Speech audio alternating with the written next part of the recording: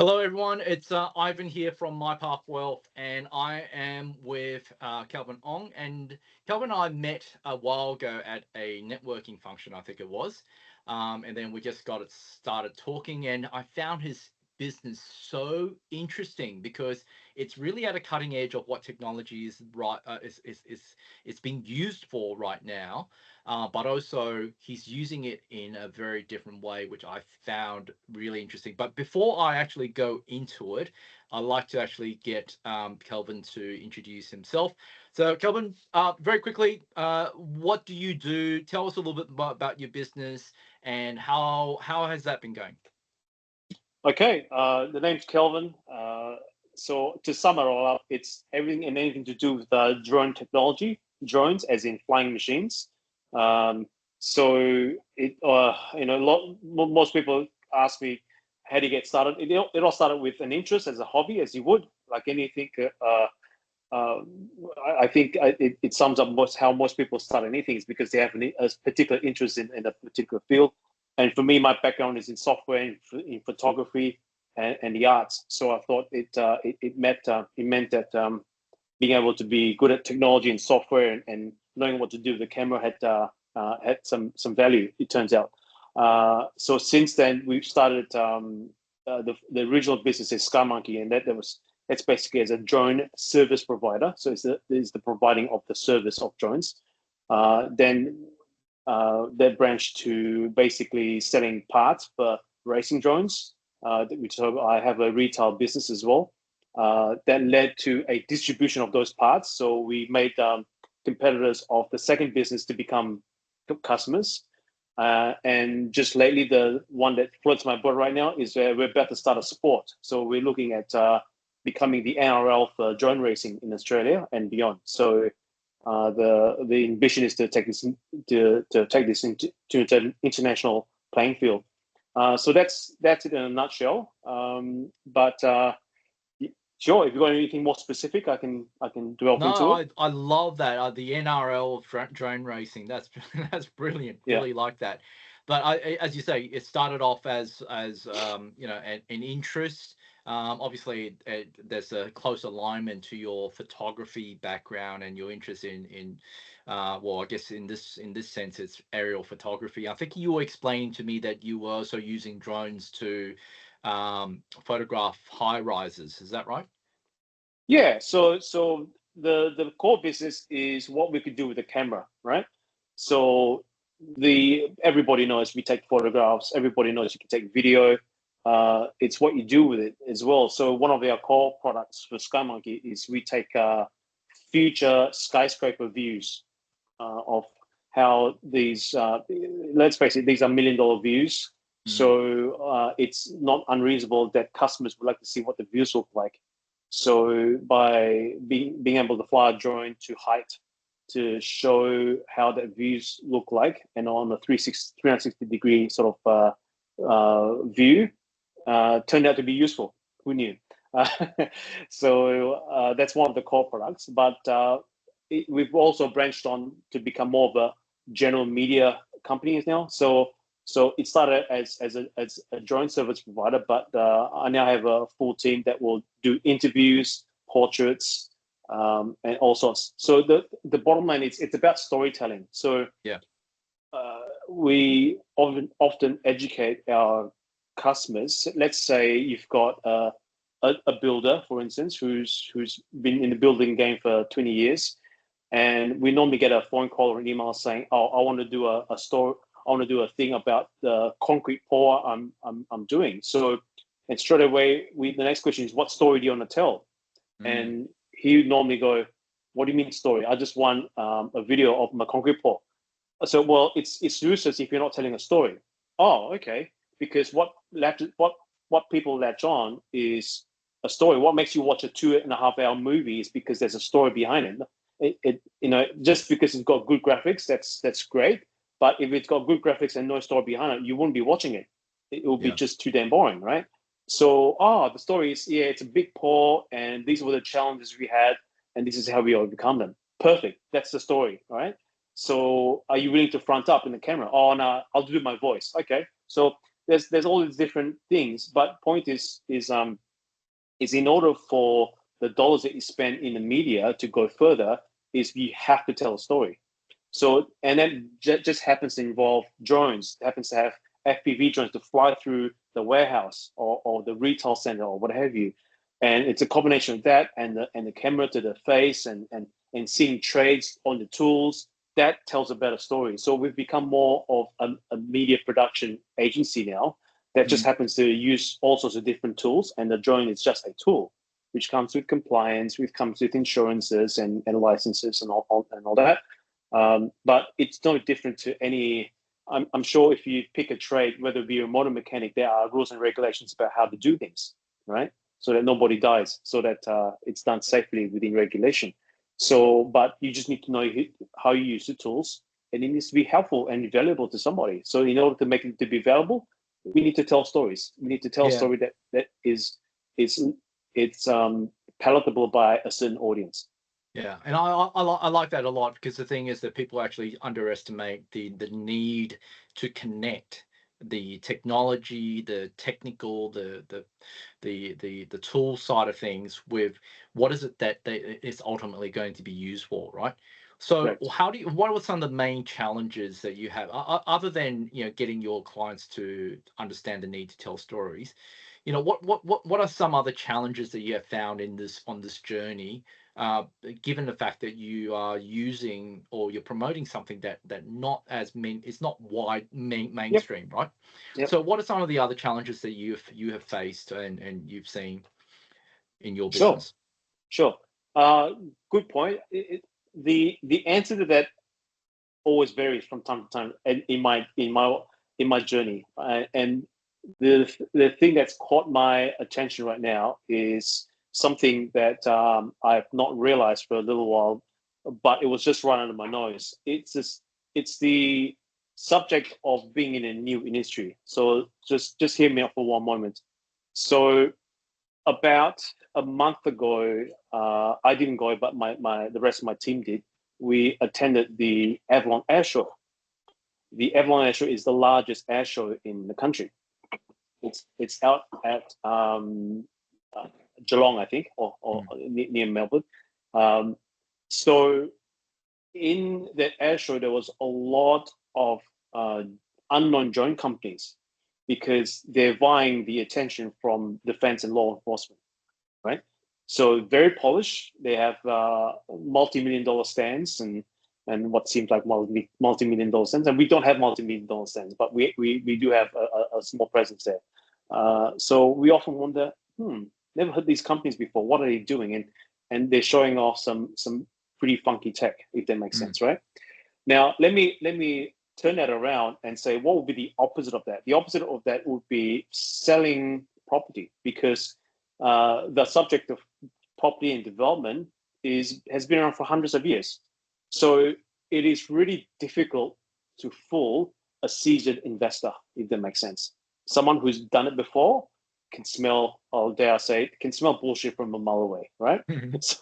So whereas the audience that's involved for drone technology is the complete opposite.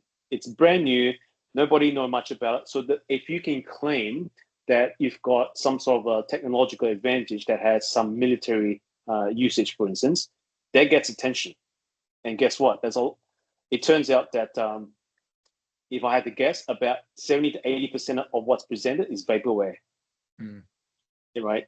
It means they promise a lot, but it doesn't deliver. So to answer your question, the challenge is because that we're dealing in tech, we're dealing in a technological forefront. It's what's challenging is to show the value. Whereas if I had an apartment to sell, it's pretty easy. Here's where it is. Here's what level it's got. Here's how many rooms it has, and these are the views that you have. That's about it. And based on that, someone makes a judgment whether it's worth it or not. Right? The fact that it's got white walls or pink walls probably isn't that relevant these days. But it's a known quantity. It's a general consensus as to how these things are judged and what values people put upon them. But how do you know if a $100,000 drone versus a $50,000 drone versus a $3,000 drone, whether or not they all do the same thing? And the long and short of it is, no one really knows unless you're in the game. You can smell it from a mile away, or you don't, or you might take it at face value that $100,000 or $150,000 drone is worth that much because. And what often happens is, now that I know a little bit and my team knows about it, when we see a drone that's worth 150 grand, we say, no way, that's worth 10. I don't know where the 90 or so K came from. And we don't see that much intellectual property in what they're claiming as well, right? Yeah. So you start to develop a bit of annoyance. So to answer your question, the challenge is to show our audience, whether it be someone who's fresh or someone who's got a bit of technical knowledge, the value of what we're trying to do. So we have a more difficult story to tell. That's the challenge. Yeah, it's interesting because the thing is, obviously, the people don't know what they don't know, right? And in the space where they're not comparing apples with apples, because of that lack of knowledge. It's hard to know who to trust and who's credible and who's not, right? And that's right. Yeah, and so I think that the thing is that how do you address that? How do you make sure that you present yourself as the most credible, knowledgeable business in your space? Okay. To sum it up, I have a boring answer to that. Okay. It's not a very. It's not Nothing a very. wrong with that. Yeah. The boring answer I'm about to give, it's got to do with just traditional values, really. So the mindset that I have for myself and my team is just being upfront and honest about things, right? So we're not in the business of selling vaporware. We're not in the business of selling something that we know is too far-fetched that to be achievable. So it's about it's and you've heard this before. It's about lowering the expectation and over delivering. So if we continue to do that, I think we've got a business.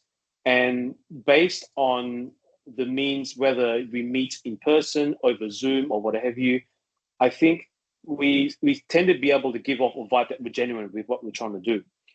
So yes, there are technological challenges always, but let's just call it for what it is. We actually really try not to bullshit our way through things. We're actually really genuine about it. But just by saying, if we don't know something, we say so.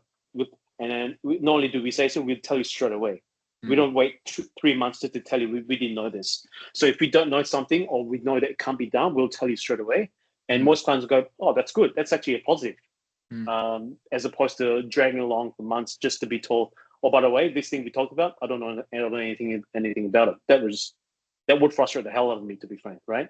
So I'd treasure honesty over bluff and you're not one of those that fake it till you make it. It's good that you need to be upfront in terms of telling people as to what you can and can't do and what can and can't deliver. And that really comes back to the brand recognition, I guess, at the same time as acknowledging you as the credible thought leader in that space. I think that's really important as well. I'm curious to know though, in a space and in an industry where you are finding that there's not too, I wouldn't say. Let me ask this differently. Are there many competitors in your space at this present moment? There are some competitors, and frankly, I don't keep tabs on them. We do what we do. We do us. They do them. Good. Fair enough. So unlike, is it competitive? Yeah, there is some competition. Yeah. But I can't remember the last time I've had to negotiate a deal based on, oh, we got someone doing it cheaper. Can you do it cheaper? Good point. I'm not interested in that at all. Not interested in the race to the bottom at all. At all. In fact, if anything, I talked myself out of the sale at the beginning by saying we're not the cheapest. Yeah. And if you want the cheapest, frankly, I'm not interested. Because if you just want the cheapest, that means you're not seeing the value. Yeah.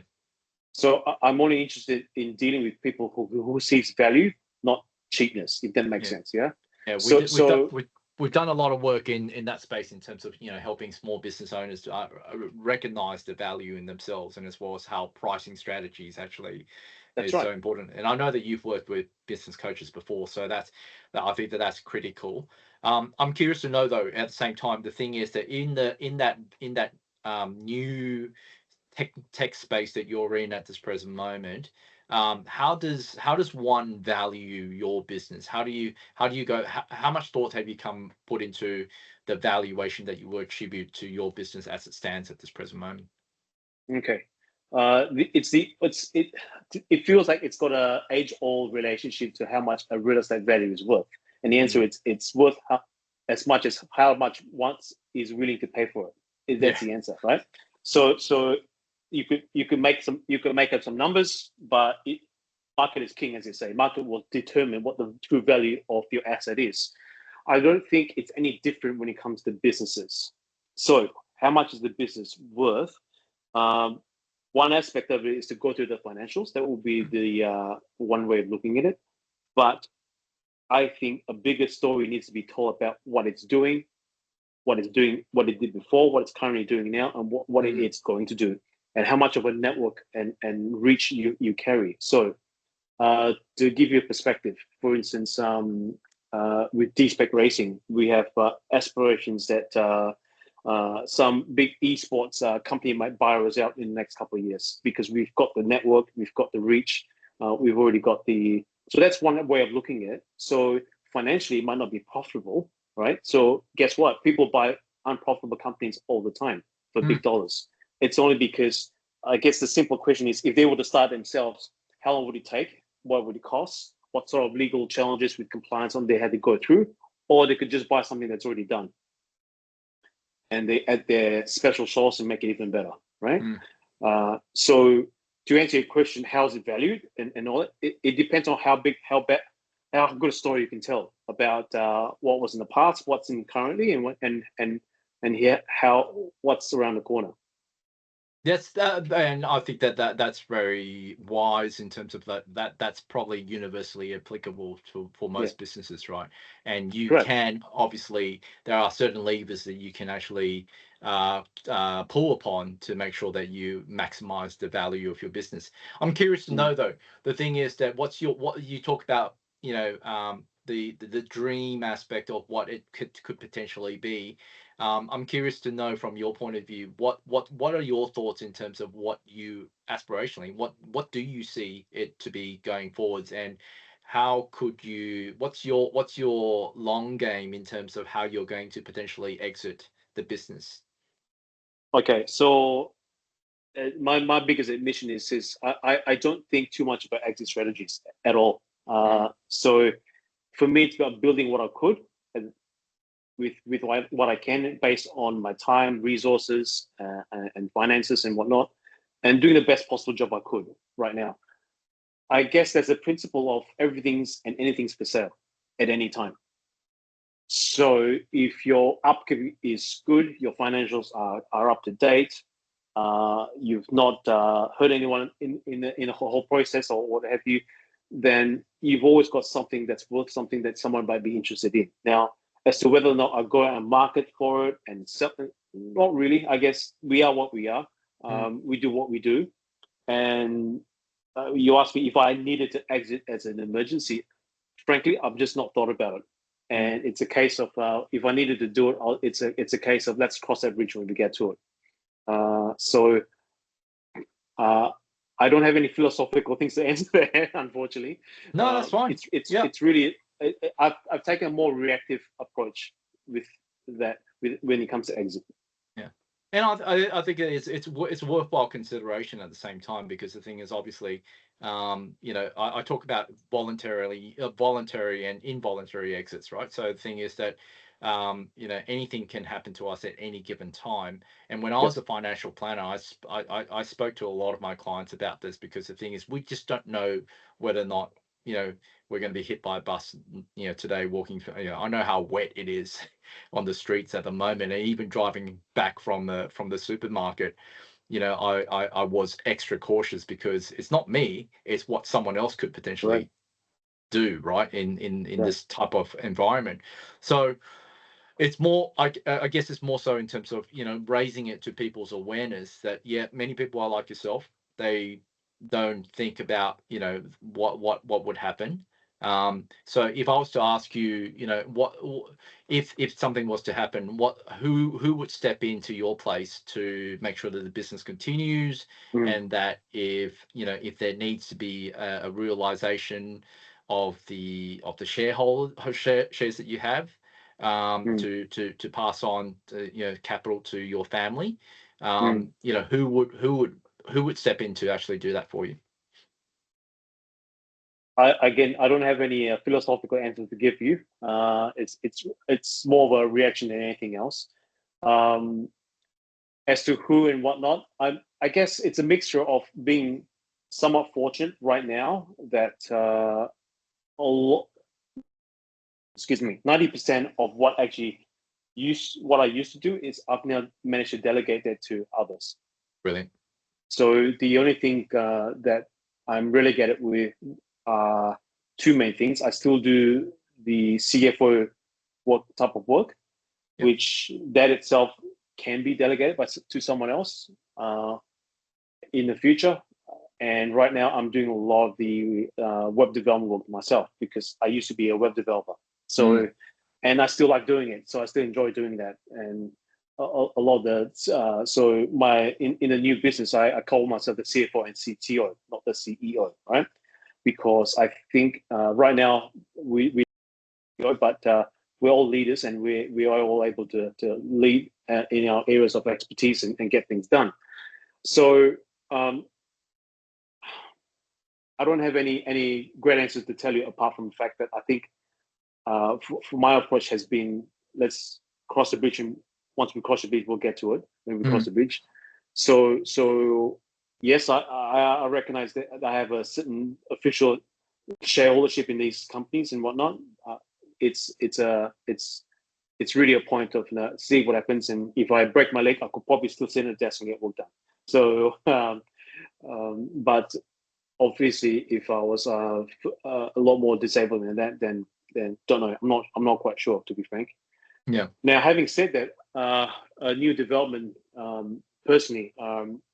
For many years, I thought I have two adult sons, and for How many old are they? 18 and 21. Nice. So up until about 2 months ago, I always thought, based on their reaction, is they both had no interest in what I did at all. They've got their own agenda. They want to do their own things, and as a dad, I think it was right for me to let them do so. To say, Yeah, you'd encourage that, right? You don't want to force yeah, them into it's right. something that they don't want to do. My only advice to them was make sure you pick something you really like, right? So the opposite of that is to pick something just because you need a job that you hate, that you don't like, and you will not flourish. You will just life is hell if you don't do something that you like. Okay, Yeah. so I think they needed a number of years to go work that out, and I'm happy to report now just that my eldest son is joining my businesses next month. Nice. Yeah, middle of next month. So he just out of the blue a month ago he said, maybe I am interested in what you're doing. So and he started to put some effort in to learn some things, and that's all. So maybe he's got hope, and I see a lot of leadership qualities in him. So I'm dad being a dad, I thought maybe I can create an opportunity. And I said to him, but it's not a Lance Stroll situation. Do you know who Lance Stroll is? Yeah. Okay. So, which basically means he needs to add value. And if he's not value, he's out. Yeah. Simple as that. Because, yep, that's exactly what he wants. He wants to be at a place where he can add value, know that he's making a difference. So, I gather you're a Formula One fan yourself, yeah? Yes, and poor Lance. Yeah, I don't think he gets the aspect that some people are a lot more talented than he is, but just without the rich dads. I mean, if you contrast that to Lewis Hamilton's journey and what struggles his dad had to go through to put him on the cart. It's amazing, isn't it? But let me ask you this. So I sense that there is an internal, succession plan there that could potentially eventuate to your son. He has to definitely prove himself. I guess it's early days still. Yeah, definitely. yeah, Yeah. absolutely. So I don't want to overset the expectation here. For me, I always imagine a spectrum of possibilities. It's the good old best case scenario, worst case scenario, right? Mm. Worst case scenario, he's no good, he's not adding value, he's a pain in the ass, Yeah. right? Then the answer is, well, go find something else. Yeah, that's the answer. Best case scenario, he's a successor to what I do. That will be the best case scenario, if not better. And he can bring on board new ideas, new ways of thinking, and 10x what I could do. That will be the best case scenario. So if he falls in somewhere in between the spectrum, that's good. It's a good result. Yeah. No, I love that thinking, and you do need to actually give them the opportunity to prove themselves, but at the same time, the thing is that you got to give them a safe space for them to make some mistakes along the way as well, right? 100%. He needs the opportunities to fail. Yeah. Yeah. Failure is part of what we all do. Yeah. Right? Wonderful. Yeah. So I guess the thing is that I'm thinking more so in terms of what, in the event that that you are looking at this, that if someone comes along with this huge checkbook and say, hey, Kelvin, I really like what you're doing, or even just one aspect of it. Let's say take the racing side of things, and ESPN or whoever it may be came along and said, hey, I'm willing to open a checkbook for you. Mm-hmm. How I guess the thing is that I'm curious to know as to what you would then do with that capital. What are some of the dreams and aspirations that you've had if someone gave you this open checkbook? What then? You wouldn't be running that side of the business, whichever it is that they buy over. You've got a lot of money in the bank. How will that change your life and as well as your future generations' lives? All right. And what are some of the things that you have always wanted to do with that? Okay. Again, I don't have a great answer to give you. I actually never imagined that. To be frank, it's a case of it's amazing the opportunities will open up once if you're ever in fortunate enough to be in that situation, opportunities will open up. Yep. And it's really it's a matter of if it happens, great. If it doesn't happen, I don't waste the time to imagine if it did happen, if that makes sense. Yeah. So I don't have a great answer to tell you, but I don't think it would take too long for me to imagine it if needed to see what potential it is. And then it's how much are we looking at, how long, and those are all fundamental questions about what if it's I guess it's called a hypothetical, right? Yeah. So I don't dwell too much on the hypotheticals. I dwell a lot about what is it we realistically can achieve with what we have in the time that we have right now. So again, I wish I can give you a better answer than that. No, But that's perfectly yeah, fine. yeah. You come across as a very practical person, and I love that. So Yeah. I love the fact that you're staying in the space where you deal with what's known and Yep. not what potentially might be hypothetical down the track. This is not a hypothetical question though. What the next one that I was going to ask you Yeah. is, what would you like to be remembered for? What is the legacy that Kelvin Ong wants to be remembered for, if once you finish up working and you've passed on the business, let's say your son's already taken over, what do you want to be remembered for and why? Okay. Interesting. This is something I've given some thought, definitely. Right. Um, I'd like to be remembered as a great boss. Tell me more about that. So let me expand on that. So my eldest son, his name's Martin, and the conversation we had about a month and a half ago or so, when we were considering whether or not he would join us, that sort of stuff, I asked him a very simple, fundamental question. So he, despite him only being 21 years old, he's worked for Coles, McDonald's, all sorts, right? Right now he feels that he's at a workplace that's somewhat toxic as well and whatnot, right? Mm. So I asked him a very simple question. Let's say you go out in the marketplace and find something new to do. You could do anything. You could do trades, you could do hospitality, you can do anything, right? What would be the chances of you landing in a workplace that is somewhat toxic? And he said himself, oh, probably about 90%. Because he's only 21, but he's been through a few workplaces that he did not enjoy. It was just full of really toxic people. He had managers that wasn't supportive, yada, yada, yada. And he knows how our workplace is. It's the complete opposite to that, right? So that was one of the biggest attractions for him because he knows how good a workplace this is. Because me and my staff, I don't call them staff, they're friends. They're like friends. We have boundaries, right? So yeah, we have employment contracts to state what you're worth and what you be awarded. That's a given. But we go on Sunday motorbike rides as mates, actually. And Mum comes on to that, and he sees the interaction that we have, and it's positive, and it is the opposite of being in a toxic work environment. So let me summarize saying, on my tombstone, I would like to be recognized as an effective leader that has inspired people to do better in what they do. And that's it, really. I do not want to, not needing to expand too much on that. That's what I actually really set out every day to do, is to create that environment where people are free to create and not worry about whether or not they're stepping on eggshells. Yeah. That's beautiful. I'm curious to know how it sounds like you're about to actually launch into a new phase of your life, obviously mentoring your son, and there's a lot of stuff that's coming in with him coming into the business. Um, a thought came to mind in terms of all the things from your life experience that you have gathered up over the years.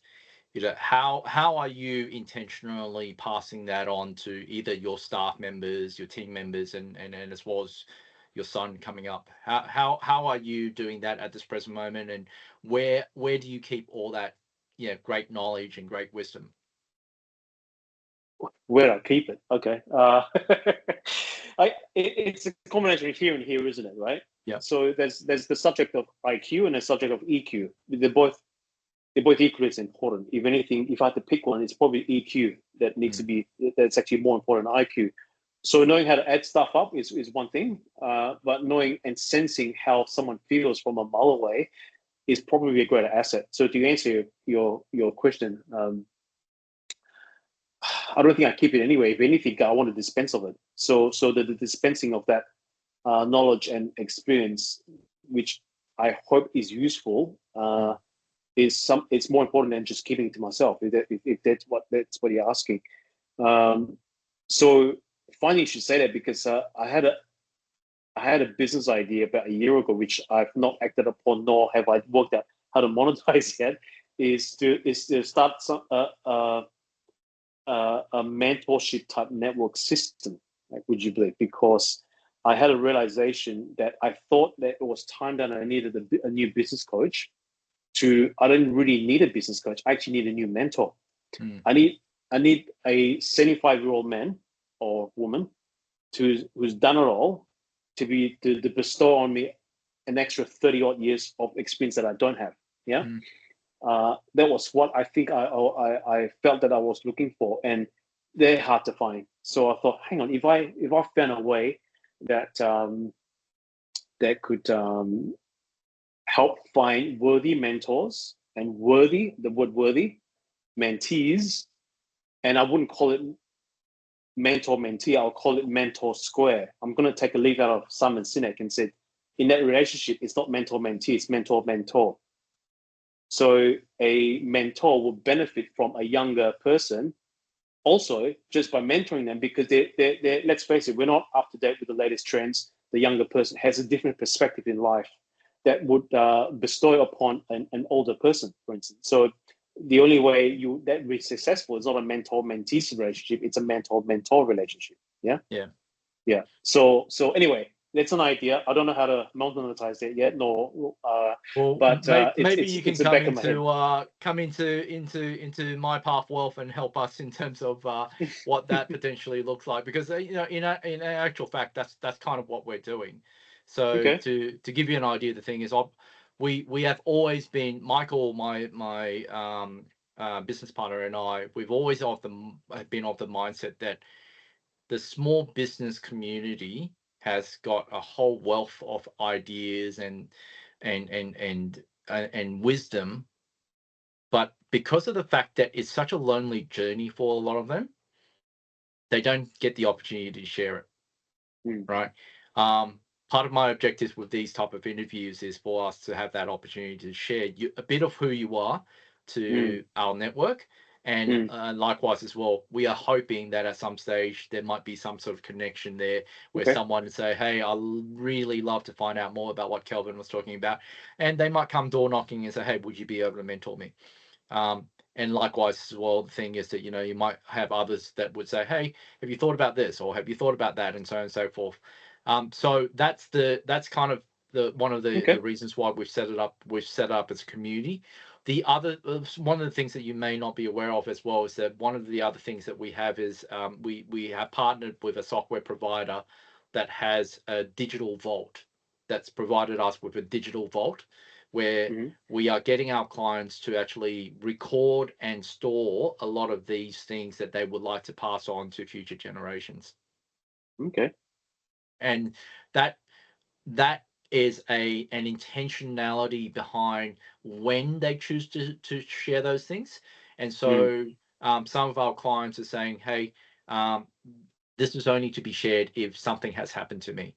Sorry to cut you off there. I have to leave at 2:45. No problems. Yeah. So just sorry to cramp your style there, but that's interesting. I'm interested to learn a bit more about that. Yeah. And I'm happy to tell you more about it. But in closing, I'm curious to know, what is one closing piece of advice that you would give to a small business owner who's starting their own small business right now? Okay. Right, here it is. Empathy is an advanced state of being. What I mean by that is this: everything that we do involves empathy. If you were to sell a concept or a story, how does it feel like or sound like by the other person? What advantages would you? So in order, for instance, there is a concept of well, here's a service or product that I have. It's worth X dollars or what have you, and the outcome is that a person sees the value or not sees the value, right? So if the person does not see the value, it's not their fault. It's your fault because you've not shown the value, or it's truly not valuable to them. So it's see how quickly somebody buys your service or product when they see the value. Okay, when they see this is what value, this is what's going to do for them, this is what it's going to allow to do them to do it. See how quickly motivated they are to get the transaction done already, right? Yeah. So and that's why a good sale is a quick sale. So in order to do that, though, you've got to have the empathy. What is important to them? What are they trying to do? So step in their shoes for a moment. What's their world looking like? Are they there to sell apartments? Are they there to sell? We're all different, right? So they're there for a reason. So what is it that we can do or have that's going to make a difference? And we don't have it. We've got, to be frank, I don't know what we can do to help you, to be frank. Oh, right. We didn't realize that. So, okay, then maybe we can help you. Sure. But so like the simple thing is, if they can see your value, watch how quickly they want the transaction done already. Wonderful. I love that. And I love the whole focus on EQ. It sounds like it's something that you integrate into who you are, and as well as who you are personally, and as well as a boss. So, Kelvin, thank you so much for your time today. I know you've got Pleasure. to run, and I look forward to catching up with you real soon. Okay, pleasure. Okay, thank you. bye for now. Bye-bye.